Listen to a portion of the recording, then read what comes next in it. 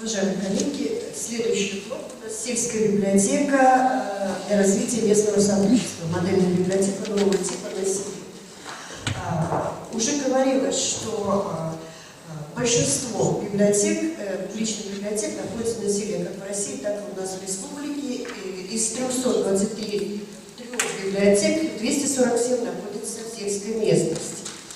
И понятно, что для села библиотека – это порой единственный культурный институт.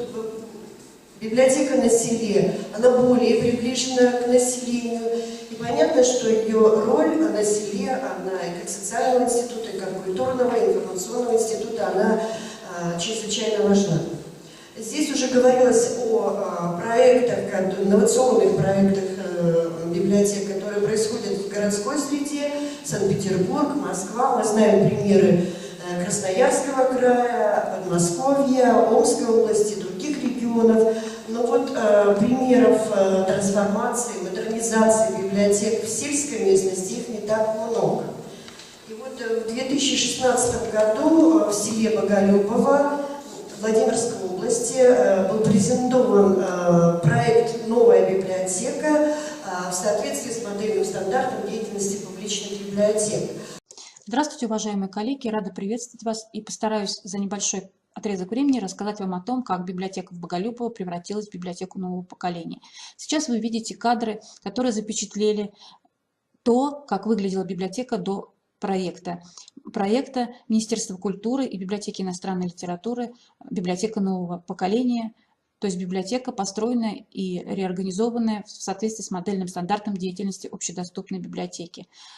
Надо сказать, что специалисты библиотеки иностранной литературы очень грамотно подошли к этому проекту, и к нам приехали в первую очередь специалисты, которые досконально исследовали социальную ситуацию в поселке, провели масштабное анкетирование населения на предмет того, какой они хотят видеть свою библиотеку. И в итоге была разработана концепция деятельности Боголюбовской библиотеки, был разработан дизайн-проект, по которому как раз и происходила трансформация нашего учреждения. И получилось, что библиотека в поселке Боголюбово должна стать центром культурного притяжения, и перед нами были поставлены задачи, чтобы можно было реализовать этот проект. В первую очередь мы обращали внимание на наших жителей, читателей, то есть библиотека становилась тем учреждением, которое ориентировано на пожелания читателей. А вот это как раз вы видите обновленную библиотеку после того, как она была открыта как библиотека нового поколения. Очень комфортный, уютный амфитеатр, который нравится и взрослым, и детям. Стеллажи-бумеранги, которые на колесах перемещаются по всему помещению библиотеки и помогают быстро изменить пространство для того или иного мероприятия. Уголок детской литературы у нас небольшой, но очень комфортный, уютный. Здесь можно поиграть, порисовать на доске, взять настольные игры, полистать книги. И ребята здесь с удовольствием проводят свободное время. Окна в библиотеке большие, широкие, низкие. Они многофункциональны. Можно на них сидеть, читать, можно за ними, как за столами. В конференц-зале мы расположили всю отраслевую литературу, энциклопедии, справочники для того, чтобы можно было любому желающему поработать, использовать компьютеры. Проект «Библиопродленка» для вашего ребенка был инициирован нашими жителями, потому что иногда детей некуда пристроить после школы, так как продленка в школе платная. И дети стали приходить в библиотеку. Сначала они просто делали уроки, потом мы стали предлагать им поиграть, почитать, обсудить прочитанное, посмотреть мультфильм или фильм и сравнить с книгой. Стали заниматься оригами, кружок DIY у нас создан. Марина Васильевна занимается театром книги. Ребята с удовольствием читают, обсуждают, инсценируют различные художественные произведения. Этот проект помог нам внедрить новую услугу в деятельность библиотеки. День рождения для ребенка в библиотеке. Мы организуем квест по какому-то литературному произведению, а также проводим различные выставки, и эти выставки и проекты инициированы как раз нашими читателями. Фотовернисаж в библиотеке – это вообще уникальное явление, это ежемесячно у нас проходит настоящие культурные события, это фото, классическая музыка, книжные выставки, стихи, творчески созданные видеоролики. И населению не только поселка, но и ближайших сел и даже города Владимира это очень нравится, они приезжают специально на презентацию фотовыставок. Вот так выглядит зона входа в нашу библиотеку. Мы стараемся как-то удивить наших читателей, и вместо буккроссинга, да, у нас свой боголюбовский книговорот. Библиорадуга помогает нам раскрыть фонд отраслевой литературы, который находится в конференц-зале. Стараемся как можно чаще и больше проводить различные акции в библиотеке, потому что это своеобразный элемент рекламы, помогает нам популяризировать наше учреждение. У нас нет своего сайта, но есть своя группа ВКонтакте, с помощью которой мы общаемся с нашими пользователями, читателями и находимся всегда на связи.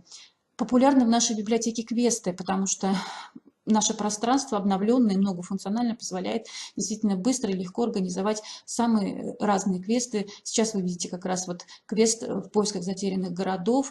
Даже взрослые с удовольствием играют в этот квест, который рассказывает об истории маршрута «Золотое кольцо». Вот как раз день рождения в библиотеке.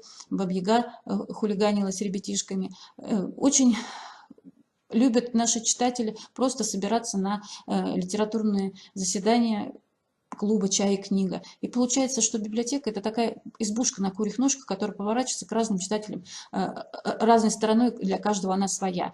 Цифры показывают, что такое позиционирование библиотеки действительно важно.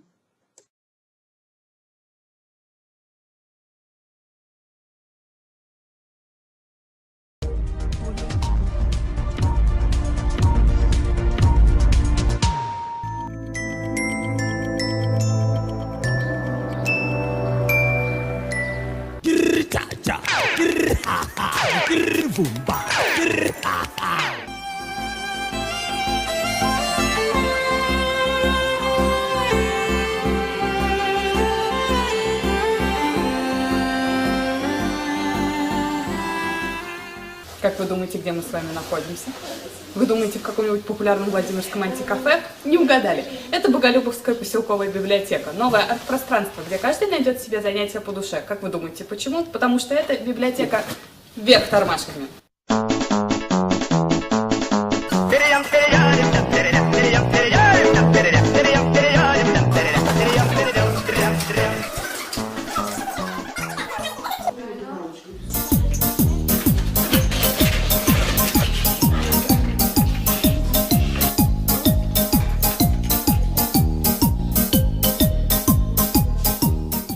Когда-то здесь все было иначе, но это осталось в прошлом. Сейчас это библиотека нового типа. Сюда приходят не только читать, но и играть и общаться.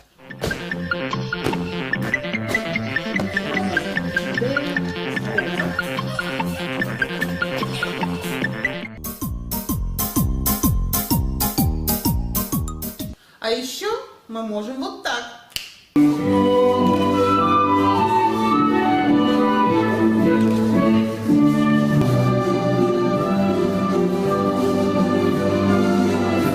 А еще вот так.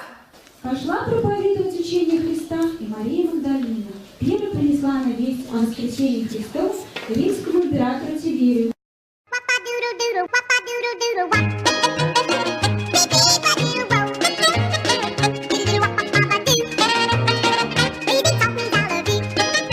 Мы очень любим нашу библиотеку. Вверх. Тормашками.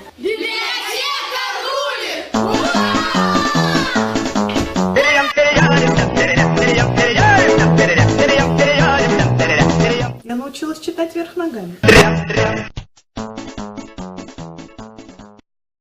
Сейчас вы увидели ролик, который сняли наши молодые читатели-волонтеры.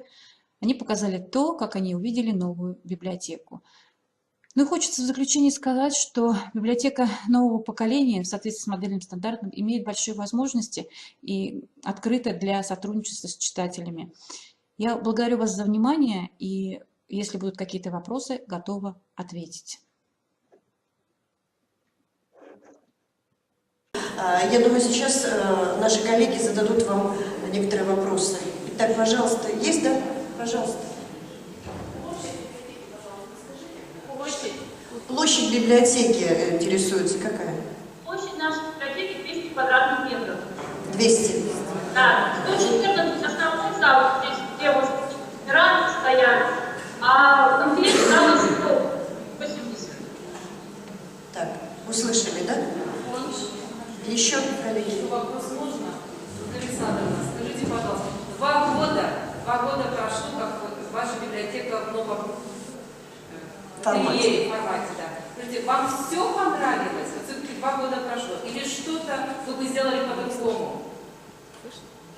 Ну, нам понравилось, что хотели бы дальше развиваться и по идее, по медиа, по книгам, или по развитию, поэтому мы над этим работаем, пишем проекты, отправляем районную администрацию, и гранты пытаемся.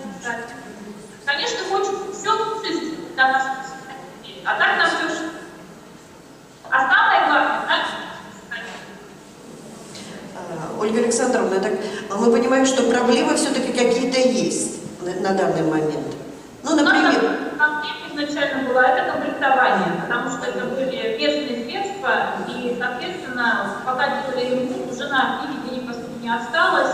И единственное, нам помогла, конечно, библиотека иностранной литературы.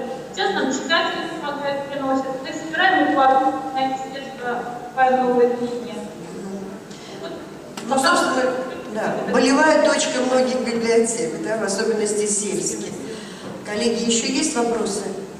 На что следует обратить внимание при подготовке данного проекта? Особое внимание. На что следует обратить внимание при подготовке и реализации данного проекта, вот именно библиотекарем сельским? Ну, наверное, все равно же с вами будут согласовывать и дизайн концепции, потому что чтобы удобно было работать, концепцию деятельности, согласны, нет, что-то хотели бы изменить, что нами, конечно, все согласовывали, и мы вносили свои изменения, поэтому прошу.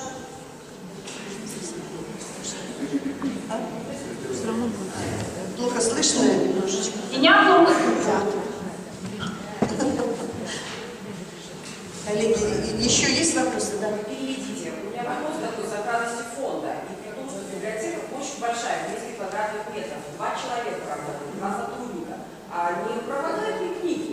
Да. Вообще сохранность имущества. Сохранность фонда и имущества интересует. Вы знаете, такого у нас никогда не было. Я вот работаю в системе 20 с лишним лет, у меня ни в одной библиотеке книги не пропадали никогда. И здесь у нас тоже они всегда все на месте. Но у нас стоят камеры видеонаблюдения, и мы стоят. Да, изначально у нас очень много техники, оборудование современное, дорогостоящее, и руководство поставило видеокамеры, монитор выведен у нас на ресепшене, поэтому мы смотрим пассивно и всегда видим, что происходит, но никогда не было попыток выяснить книги из библиотеки. Это замечательно. Хорошо, спасибо. Еще, коллеги, вопросы? Исчерпали себя. Да. Да. Достаточно ли вам 2 человек для столь... Вот. Недостаточно, потому что наши жители хотели бы, чтобы библиотека работала с одним выходным, допустим, в понедельник, а все остальное время кому-то хочется с 12 часов до 7, а кому-то с 10 до 7. Был бы 3-й работник, могли бы сделать сменный график, да, работы, и удовлетворить все способы. Ну, пока нет таких средств, чтобы нам выделить еще одну ставку. Понятно. Это проблема тоже, да? Это проблема, причем всегда в этой библиотеке было 3 ставки, всегда было 3 человека. Но когда 131 закон мы с местным властям, у нас договор ставка, поэтому уже больше не 15 лет. Ближе. Нет, ближе наоборот. Вот уже больше, наверное, 15 лет точно, всего 2 ставки. Все понятно. Спасибо. Буквально недавно, 2 недели назад, наверное, наши коллеги из Карткировской ЦБС побывали в этой библиотеке у вас в гостях. Я, наверное, спрошу у коллег, они здесь присутствуют, об их впечатлениях. Поделитесь, пожалуйста, коллеги. Да, пожалуйста, к микрофону, чтобы и Ольга Александровна слышала. Здравствуйте. Спасибо большое за прием, что вы нас приняли. Слышите, да? Вам слышно? У меня вопрос. А скажите, пожалуйста, компетенция сельского библиотекаря и городского чем-то отличается или нет? Компетенция сельского библиотекаря чем-то отличается от компетенции городского? Что? На мой взгляд, сложность работы сельского библиотекаря в том, что мы чаще всего один работник или два библиотекаря. Городских все-таки штат большой, есть специализация. А здесь мы, как говорится, и спец, и жнец, на людей крепче. Поэтому, конечно же, мне кажется, сложнее все эти работы, но интереснее, и ты чувствуешь свою нужность в каждой именно для жителей поселка. Хорошо, спасибо. Скажите, пожалуйста, вопросы из зала спрашивают, сколько читателей у вас? Сколько читателей у вас? У нас вот за 2017 год 1900 читателей. Еще коллеги, спасибо, спрашивают, а фонд сколько у вас? Фонд. Фонд 12600. Еще 12600. А население сколько? Население в поселке 4500, но нам приезжают из соседних сел, и даже из города Владимира приезжают люди специально и пообщаться, и на мероприятия, и взять книги. У меня еще вопрос, Ольга Александровна, скажите, пожалуйста, когда у вас открылась новая модель библиотеки, к вам народ валил или вы их приглашали? Когда открылась библиотека, народ сразу пошел к вам, или вы приглашали его, чтобы народ узнал о новой библиотеке? Как вообще? Наши жители так знают о библиотеке много, и когда мы на 3 месяца открылись на ремонт, а книги выдавали, находясь рядом Дома культуры, конечно, все знали, что же это будет. Такое в поселке первый раз. И народу было очень много. Письма выступали на радио, просто рассказывали о проекте. И библиотека иностранной литературы попросила наш местный канал телевидения снять репортаж. И показали по телевизору, были вообще со всем районом, даже происходили, приезжали, чтобы посмотреть библиотеку. А жители, как там умечало в стиль, а такие тут. Спасибо. Спасибо. Спасибо, коллеги. Есть еще вопросы, коллеги? Да, пожалуйста.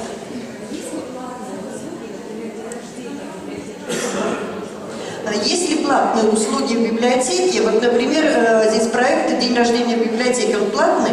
Да, это день рождения, это платное мероприятие, потому что это идет сверх муниципального задания. Вообще у нас есть перечень платных услуг, который утвержден Советом народных депутатов района, и он у нас единый ЦТС.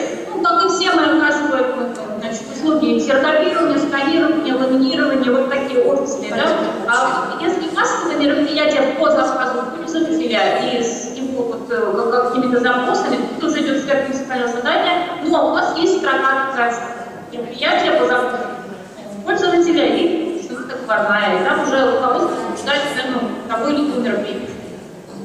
Спасибо. Коллеги, еще? Есть вопросы? Вопросов нет. Спасибо большое. Спасибо.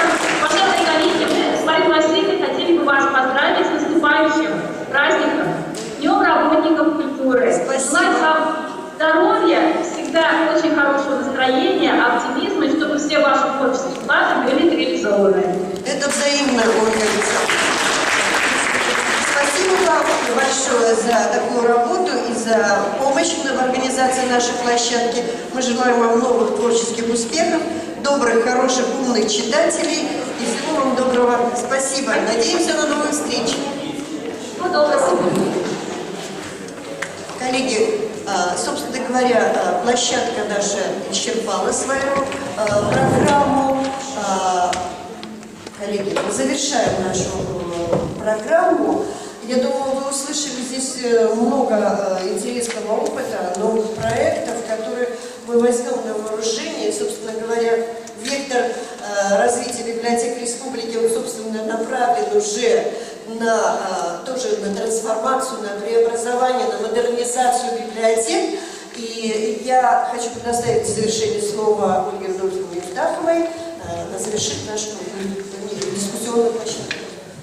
Спасибо, коллеги, большое. У нас завершается вот эта площадка, работа форума продолжается, и мы сейчас разбегаемся по другим площадкам. Но я хочу сказать большое спасибо за наш наше общее видение, обсуждение, вот эта дискуссия, как я говорила, она только начинается, да? Я хотела бы сказать, что мы вообще, наше профессиональное сообщество, очень благодарны нашему министру, который по-настоящему драйвер в культуре, и благодарны за то, что, наверное, вот таких региональных северных форумов в регионах, или, например, там в Карелии, в Архангельске, они потом будут. Но именно Республика Коми будет вспоминаться как пионерский регион. И это первый северный культурный форум, который был в нашем регионе. Началась история, то есть вот традиция этого форума. Я думаю, что мы все с вами очевидцы, исторические участники первого северного культурного форума. Мне кажется, что очень как будто бы не хватает вот такого же форума, не просто универсального культурного форума, а очень не хватает именно особенностей вот такого форума северных библиотечных площадок, общих. Вот мы это заметили, когда в прошлом году мы сделали такой слет именных библиотек, и сколько регионов к нам приехало с северных территорий. Понимаете, село российское – это одна история, а село северное – это другая история. И поэтому очень важно, все-таки вот именно географическая наша общность нас сближает, и мы больше общего находим, и больше понимаем, в каком направлении развиваться, и обогащаем друг друга своим собственным опытом, когда мы обсуждаем именно особенности наших северных территорий. Мы в них живем, и нам в них развиваться, и нам в этих северных территориях предлагать образы новых библиотек. И это очень важно на самом деле, они имеют свои отличительные черты. Вот одна из них это большая протяженность, удаленность друг от друга, да?